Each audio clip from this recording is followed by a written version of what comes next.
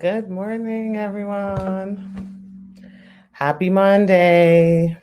Let me bring down this a little bit.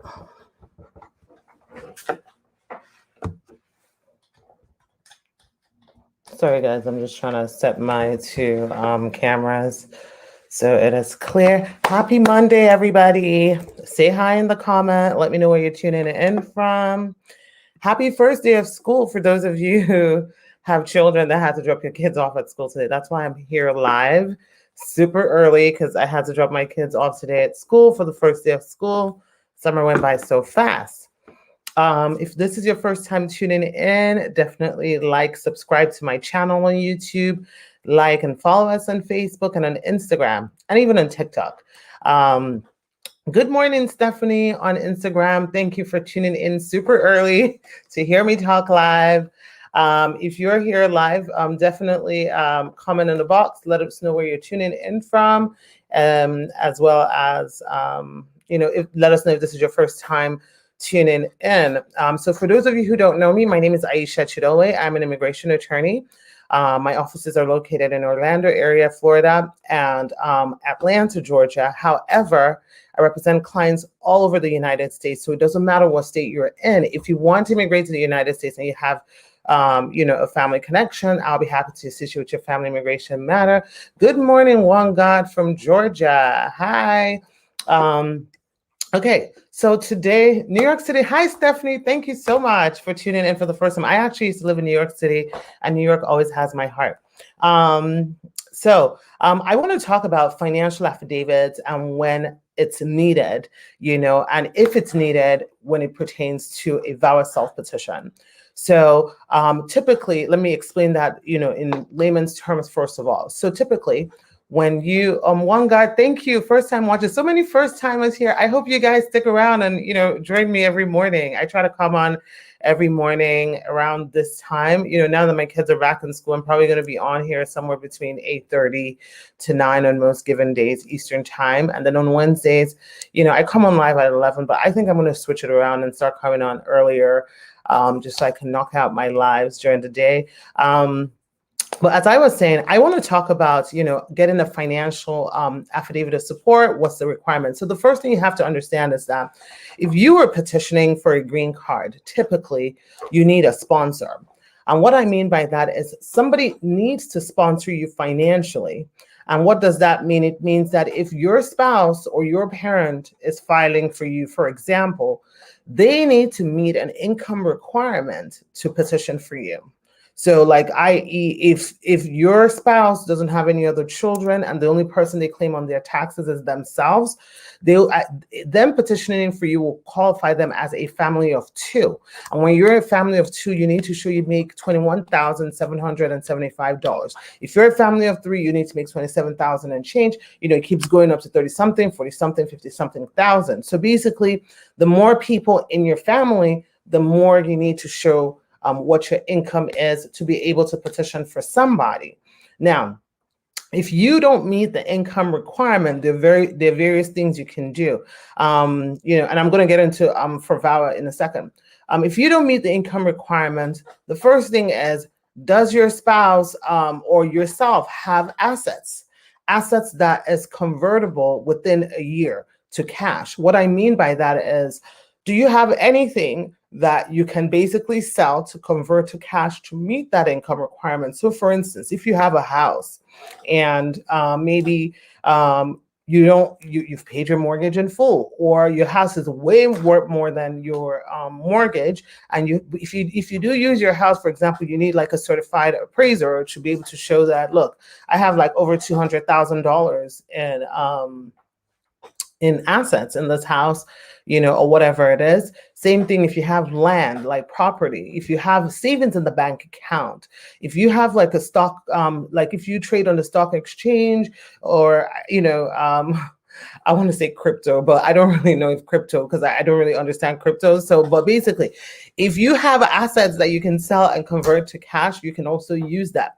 Another example is if your spouse is in a status that allows them to work, and they are able to add up their own salary to make you meet the income requirement, you can also do that.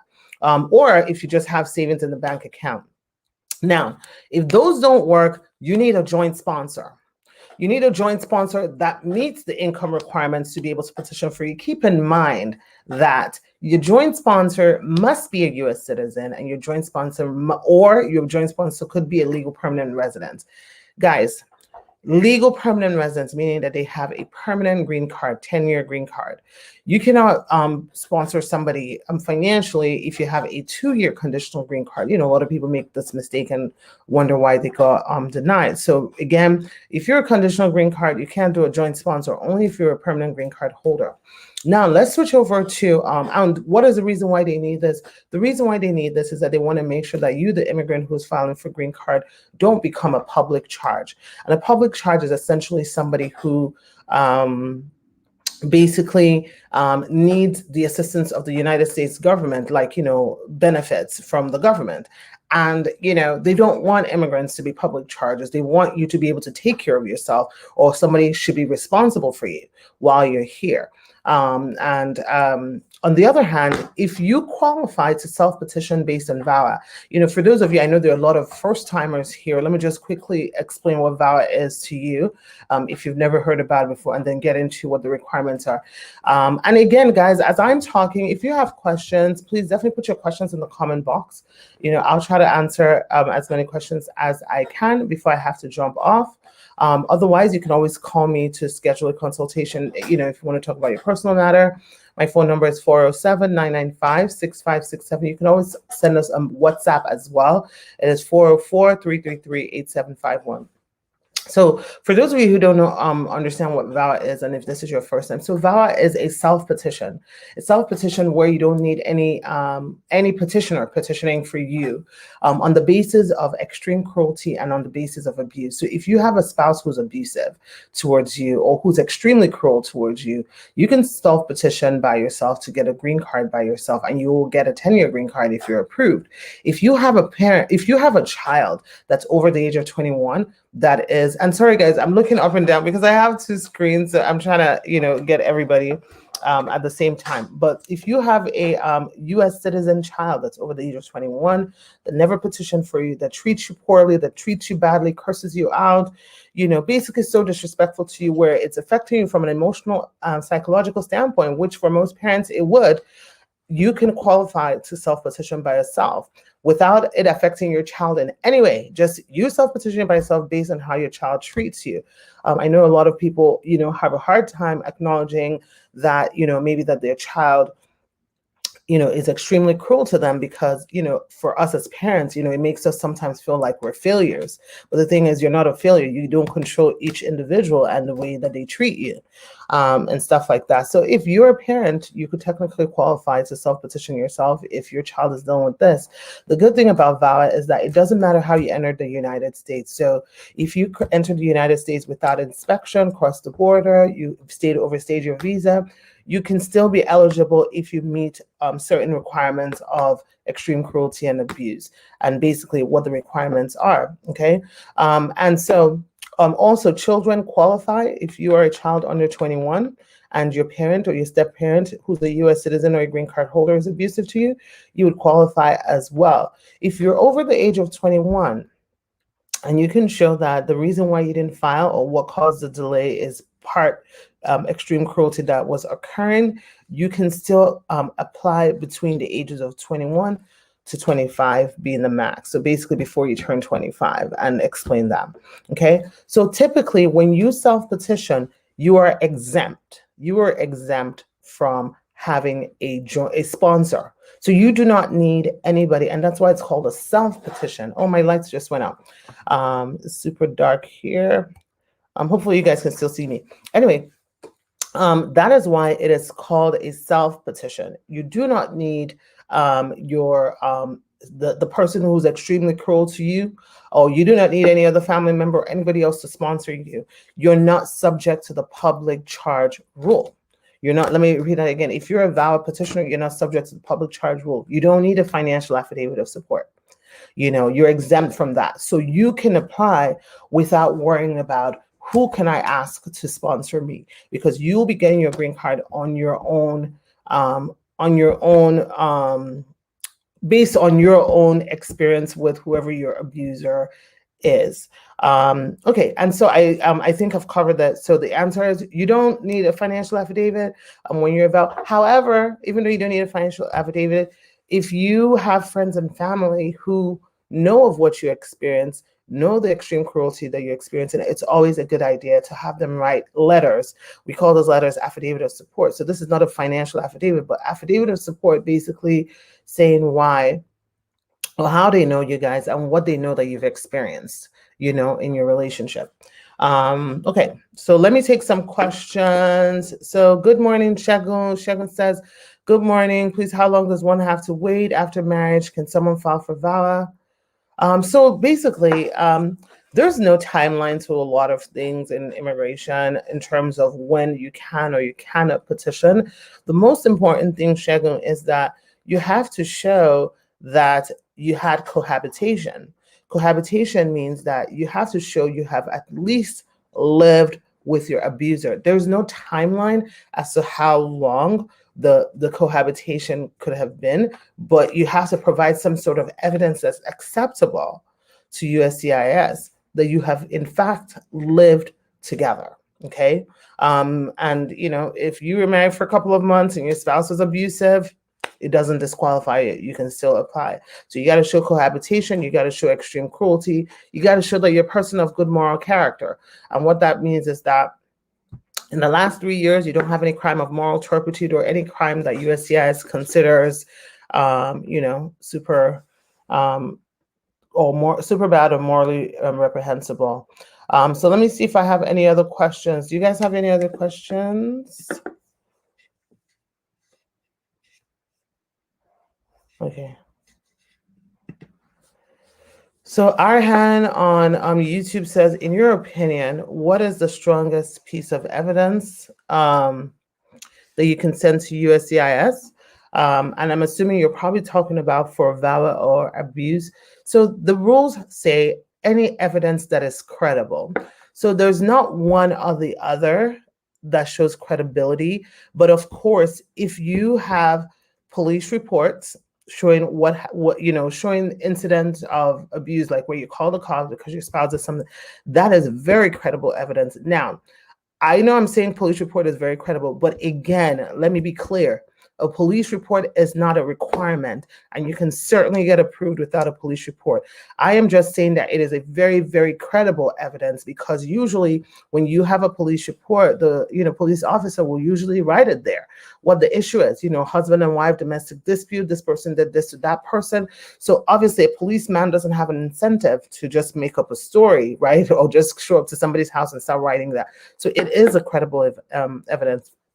Another credible evidence is any images of the behavior of your spouse, whether it's a physical damage to any parts of your person, right? Or a physical injury to any parts of your person, that's good credible evidence. Good credible evidence is text messages that were sent from your abuser, the person that's extremely cruel. When you send text messages, you want to make sure that the text messages, they're able to identify the person. And what I mean by that is, if you just send like a paper, like a random paper with just text going around, you can verify that. So you have to screenshot it where it shows that person's number, and they can easily verify that it's that person's number, or they can easily verify that it's that person's social media handle, or whatever it is, and your own number, to see that that conversation is really happening between the two of you. Okay, so that's also good evidence to show abuse. Another really strong piece of evidence is your personal testimony that you state under penalty of perjury. We call that a declaration. A declaration is basically where you are writing your testimony, right? Declaring what happened to you from when you met your spouse, fell in love with your spouse, and what ultimately happened. It is really important that your declaration, I know I talk about this all the time, but you cannot summarize, like, oh yeah, my spouse is really evil, they just do things that are just really hurtful to me. No, you need to be able to be very detailed about what your spouse does to you and give very concise and concrete examples of what it is, like when it happened. Oh, one day we went to Walmart, I didn't have any money. My spouse got angry and my spouse slapped me in the face or something like that. I'm just using that as an example. But basically, you need to give us the detail, of events that happen. So that is also good credible evidence. Another good credible evidence is, let me see, friends. If you have friends and family, like I mentioned earlier, that can write an affidavit for you, and it's preferable that they get it notarized for it to have weight. Sometimes I know some people will send, oh, you write me this letter, you write me this letter, and all the letters look at the exact same. You might as well kiss your affidavit goodbye if you're sending like 5 letters that look the same, because they're going to be like, this is not credible because all of them sound the same, or they're not giving details. When you are writing an affidavit that somebody, and this is for those of you who write affidavits for your friend that are tuning in, you better write how you know that person. You better write how you've been around that person and the couple of the person that is doing that to them. Give details of what the person has confided in you about. Like, you can't just have just like a blank, well, we've known each other for 2 years. I know he complains about his wife, being extremely cruel to him. I hope you can approve his case. Like, that's not good enough. Like, you need to get into it and why that person is, doing that. Okay. So yeah, so there's not one or the other. There's no strongest or anything. Just get it all. Get as many as you can is the strongest evidence. The more you have, the better for you. Okay. So somebody says, how long does it take to apply for your son or daughter that lives in a next country? I don't understand that question. I don't understand. Do you mean that your son and daughter live outside the United States? Is that what you're asking? And how old are they? Because all of that matters, how old they are, and whether or not you're a green card holder or a U.S. citizen. All those different variables will determine what your timeline is. Somebody says, how long does it take to get a work permit after biometrics? Well, the answer is that it depends on what your petition is. What did you file for? So if you filed for marriage-based case or a VAWA with adjustment of status concurrently, I want to say this, and I'm saying this with a caveat. There's no rhyme or reason to USCIS and when they release things. No lawyer can really give you an exact timeline. I can just give you a variation within my own practice and what I see. Having said that, there are always going to be people who get it earlier or people who get it later. Typically, after biometrics, I see around by the 9th week of biometrics, you should have received a work permit. Now, again, caveat, this does not mean it's going to apply to your own case. This is just what the average time is. Are some people earlier? Some people might get it earlier. Some people might get it later. So just giving you kind of like an estimate, of time. You guys on Instagram are so quiet today. Only people on Facebook and YouTube are talking. Okay. Do you guys have any other questions before I jump off? Let's see.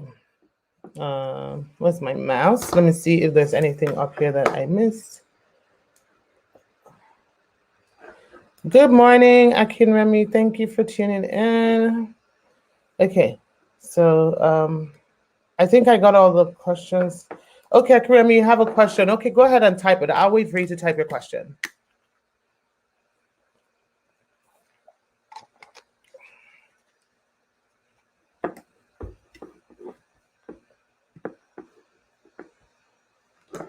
So while she's typing her question, does anybody else have any questions about your immigration matter or a question that you've been dying to know the answer to? You can definitely leave that in the comment box. And while they're doing that, please don't forget to like us on Facebook and follow us on Facebook and subscribe to our channel on YouTube and like us as well. And on Instagram, that way you're notified every morning when I go live. I try to go live as often as my schedule allow me. Like I explained earlier on this live, my kids just started school today, and because I dropped them super early, I'm probably going to be going live around 8:30-ish, somewhere between 8:30 to 9. So you want to either put like the, I think it's like a notify button, on one of your, wherever you tune in live, so that you can see when I come on live, where you can be notified so you can tune in. Okay, somebody on Instagram finally asked the question. Thank you, B Junior, for asking the question. So let's see. My I-751 is pending, and am I being scheduled for an interview? Is that the question you're asking me? I don't know. You typed it in a funny way, so I'm not sure if that's the question you're asking me. But if you're asking me if you're going to be scheduled for an interview, the answer is that it depends. You know, we don't control whether or not you're going to be scheduled for an interview. Sometimes they will bypass your interview. Sometimes they will schedule your interview. A lot of times when I see bypassing, it's because you just have a ton of bona fide evidence, a ton of evidence to show that you have a legitimate marriage. When you have a legitimate marriage, regardless of the reason why you're removing conditions on your green card, it's easier to get approved. You know, otherwise, I mean, it's easier to get approved without an interview. Otherwise, you just kind of have to wait and see whether they'll schedule you or not. Okay. Somebody says, if your spouse passes while you have a conditional green card, do you have to wait 5 years to get citizenship? So yes. So first of all, before you get citizenship, you have to remove the conditions in your green card based on the death of your spouse. And yeah, you do have to wait 5 years to file for citizenship. Akin Remy says on Facebook, please, my son has his 10-year green card for my ex-husband, and I am sending my son to my home country for 5 months. I hope it's safe, please. Yes, if your son has his 10-year green card, you can definitely send your son to your home country as long as your home country is safe and as long as you're okay sending it. But a 10-year green card is a permanent green card, so you're allowed to travel. However, keep this in mind. If you want your son to naturalize and become a U.S. citizen within 5 years, you want to make sure that you keep your trips outside of the United States to a combined total of less than 2 years, 5 months. Okay. I said 2 years, 5 months to 2.5 years, you know, but 2 years, 5 months for safety, basically, because if not, you're not going to be able to naturalize until he's hit that that 5-year timeline. 𝐼𝐬𝐧𝐚𝐧𝐬𝐿 says, I've left a few voicemails. I haven't gotten a call back. I don't even think that our voicemails or whatever, we're slammed with voicemails. So the best thing is if you can send us a DM with your phone number, we will have somebody call you back, or you can call us during office hours. Our office hours are between 9 to 5. Usually our phone lines are open till 7. So if you're calling us after hours, it will be hard to catch up with everything. So just try to call us within that time, and hopefully somebody will be able to schedule you for an appointment. You know, but DM me, 𝐼𝐬𝐧𝐚. Give me your phone number so I'll have somebody call you today. Okay. Somebody asked on Instagram, how long does it take to get a work permit after filing? The answer is it depends. It just really depends on what you filed for. If, you know, again, if you filed for marriage-based, you know, a VAWA based on adjustment of status, you're looking at anywhere from 6 months to 8 months. Most people get it around that 6-month mark, but 6 to 8 months is what the average is. Okay. Okay, so B Junior says that, sorry about that. I mean, I have an I-751 pending and they scheduled me for my N-400 interview. Oh, okay, good. So for those of you that don't understand what he's talking about, when you have a pending I-751 based on marriage, and then it's taken a long time, and then you file for citizenship because you've been married for 3 years, and you're technically eligible for citizenship, what happens is that they will schedule you for the 2 interviews at the same time. So B Junior, your N-400 interview is going to cover both your I-751 interview and your that's your conditional green card interview and your naturalization interview. As a matter of fact, we just did one, and our client just got sworn in last week, a similar situation as you. So what you need to do is you need to make sure that you're prepared for both the conditional green card part of the interview and the naturalization part of the interview, so you can get approved for both of them. Okay. Good morning, Favor Kara. She says, what do you do after not hearing from immigration after 6 months prior to your interview for marriage basis? Nothing. You just wait for your interview to be scheduled. Right now, interviews are taken, if you do a marriage-based case, it's taken about 12 months on average. Like, I have had maybe less than a handful of people that it's taken less than 12 months. Since last year to this year, basically everybody I filed for last year, somehow, some way, on the year anniversary of when we filed is when they're getting their interview. I had the one client that they got theirs in like 4 months. That is not the norm. That is not the norm. So just remove that from your head. If you're thinking you're going to file and in 6 months you're going to get approval, right now it's taking people 12 months to 15 months for a marriage-based case. So, you know, once you get your green card, you just wait patiently for them to schedule, no, your green card, your work permit, you just wait patiently for them to schedule you for your interview. So Bhavin Patel says, can I apply for my 13-year-old son's green card to renew, or do I just renew my card? I don't understand the question. I don't understand the question. You got to rephrase that. Okay, Favor Kara says, sorry, after interviews. Okay, yeah. After interviews, if 6 months has passed and you have not heard, it's time to do a follow-up. You want to definitely do a follow-up just to see what's going on. You know, that's usually your first touch point. If after that there's still nothing, usually you want to try and do an ombudsman request or congressional assistance. Hopefully one of those two will work.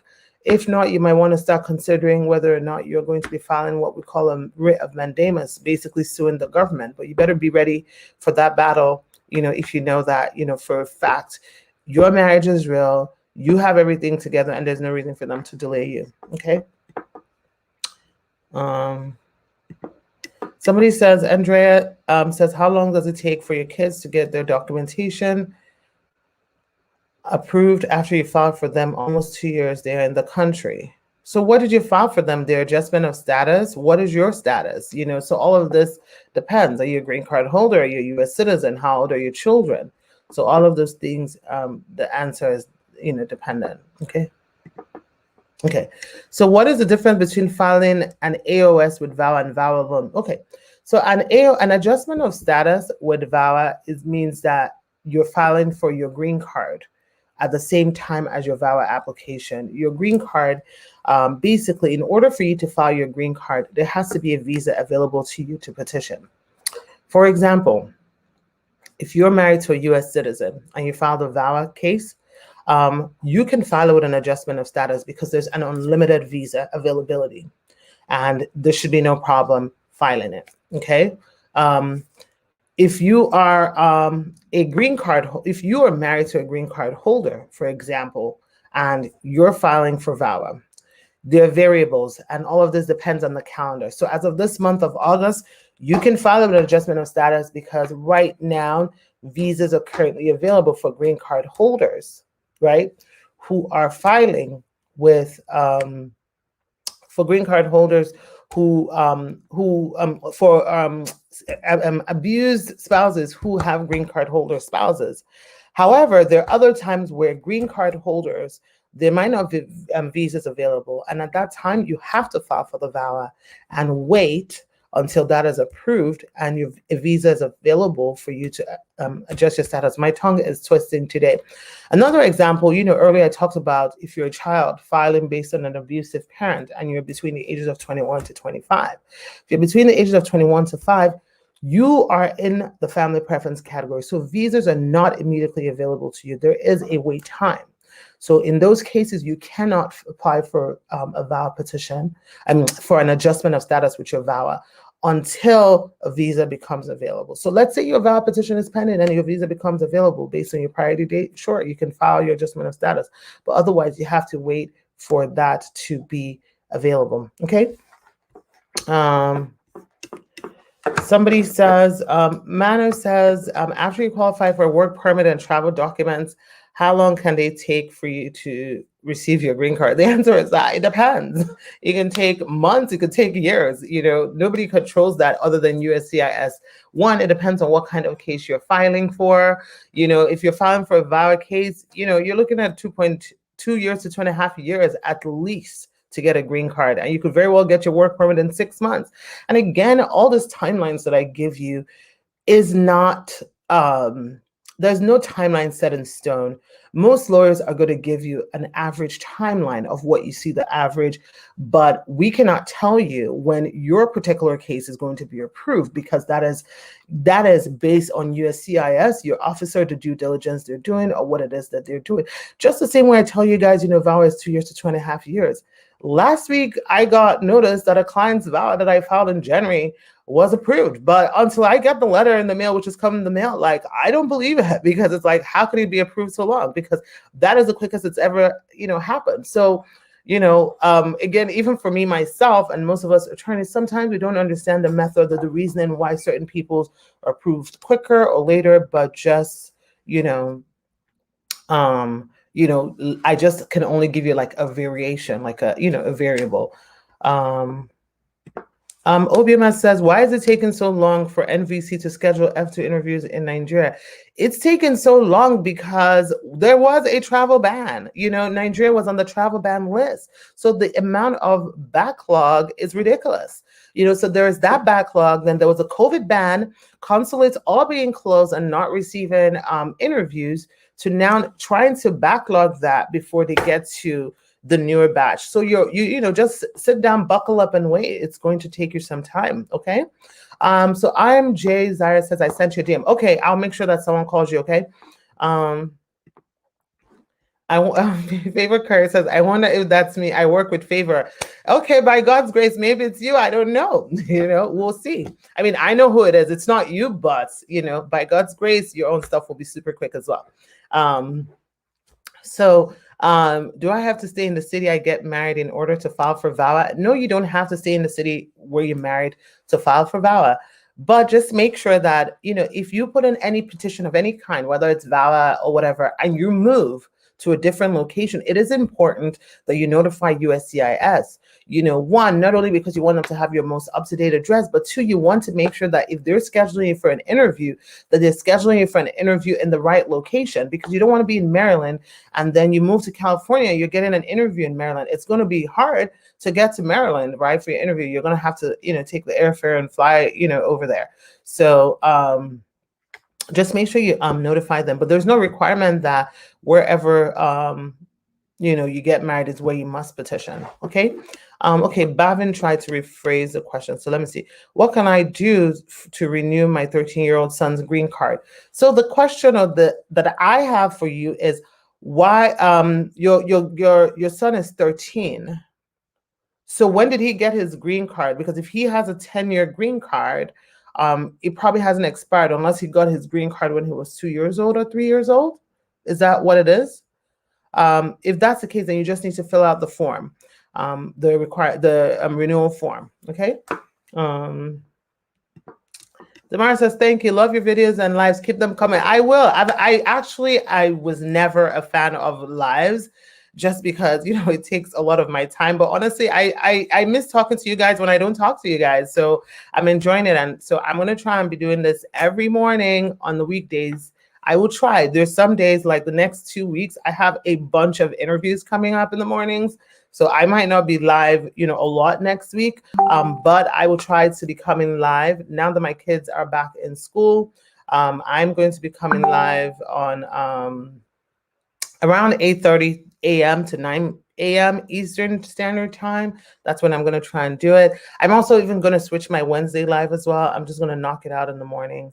But don't quote me on that. I got to check my schedule and make sure that I can do that. Andrea says, I skipped her question. What's your question? Let's find you, Andrea.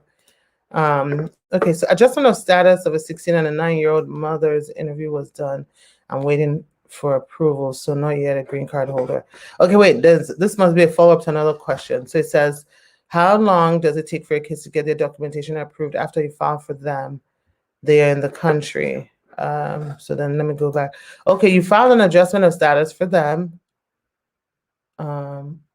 But you filed it based on what? Like, you as the parent is petitioning for them? If you as the parent is petitioning for them, there is a timeline. I do find that kids don't take as long. So 2 years is a long time. Or is it your spouse who petitioned for them?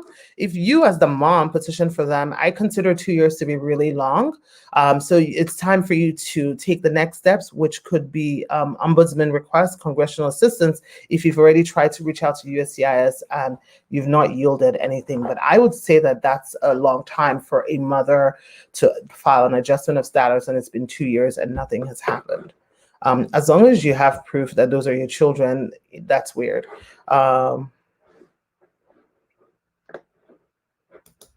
So Marcus says, my passport is expired, but I came in as F1. Will that be an issue in order to file for VAWA? So when you're putting in a VAWA petition, you don't have to have a passport that is unexpired. Remember, you can apply for VAWA if you cross the border. A lot of people that cross the border don't have passports, as long as you have other things to identify you, like your birth certificate and stuff like that, you can still put in your VAWA petition, okay? So Mano says, guys, I'm going to be jumping off very soon.